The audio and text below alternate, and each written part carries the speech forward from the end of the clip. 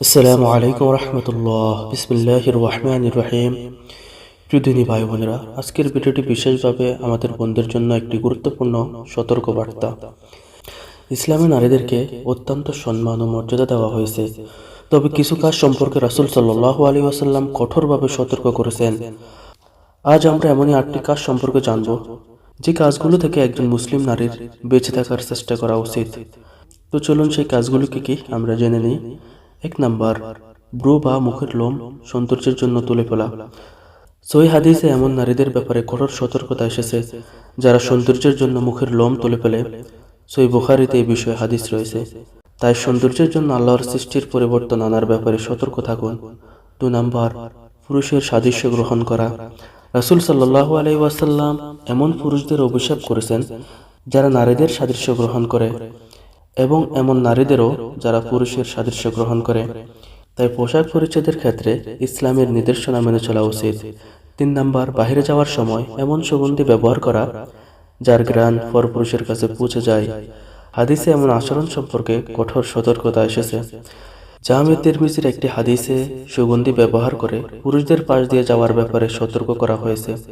তাই বাইরে যাওয়ার সময় শালীনতা ও পর্দার বিধান মেনে চলা একজন মুসলিম নারীর জন্য অত্যন্ত গুরুত্বপূর্ণ। 4 নাম্বার, উল্কি বা ট্যাটু করা। সহিহ মুসলিমে উল্কি করা এবং করানোর ব্যাপারে কঠোর নিষেধাজ্ঞার কথা এসেছে। বর্তমানে ফ্যাশনের নামে অনেকেই ট্যাটু করেন।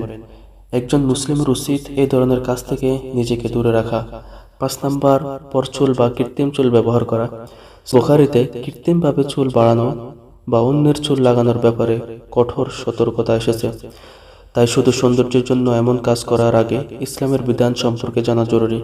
6 নাম্বার, স্বামীর প্রতি অকৃতজ্ঞতা ও তার ভালো কাজ অস্বীকার করা। এই বুখারীর একটি হাদিসে নারীদের মধ্যে অকৃতজ্ঞতার ব্যাপারে সতর্ক করা হয়েছে।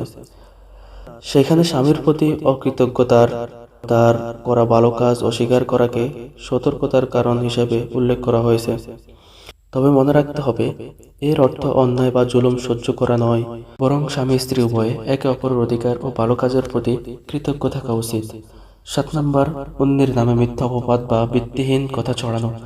কোনো মানুষের ব্যাপারে নিশ্চিত না হয়ে ধারণা করা, কথা ছড়ানো বা অপবাদ দেওয়া একজন মুমিনের জন্য অত্যন্ত বিপজ্জনক।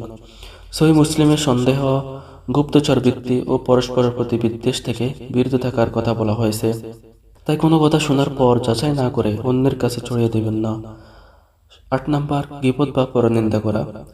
আমরা অনেক সময় কথার চলে অন্যের দোষ ত্রুটি আলোচনা করি, অথচ সেটি গীবত হয়ে যেতে পারে।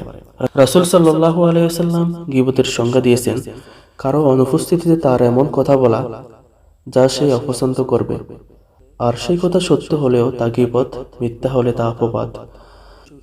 তাই প্রিয় দিনী ভাই বোনেরা, এই বিষয়গুলো শুধু নারীদের জন্য নয়, অনেক ক্ষেত্রে পুরুষের জন্য ইসলামের গুরুত্বপূর্ণ সতর্কবার্তা রয়েছে। তাই ভিডিওটির উদ্দেশ্য কোনো নারীকে ছোট করা নয়, বরং নিজেকে সংশোধন করা এবং আল্লাহর অসন্তুষ্টি থেকে বেঁচে থাকা। আমরা কেউ বলে উঠতে নয়, তাই আজ থেকে নিজের আমল ও আচরণ পর্যালোচনা করি। আল্লাহ তাআলা আমাদের সবাইকে সঠিক বুঝ দান করুক, গুনাহ থেকে বেঁচে থাকার তৌফিক দান করুক, এবং আমাদের জীবনে কোরআন ও সুন্নাহ অনুযায়ী আমল করার তৌফিক দান করুক। আমিন সুম্মা আমিন।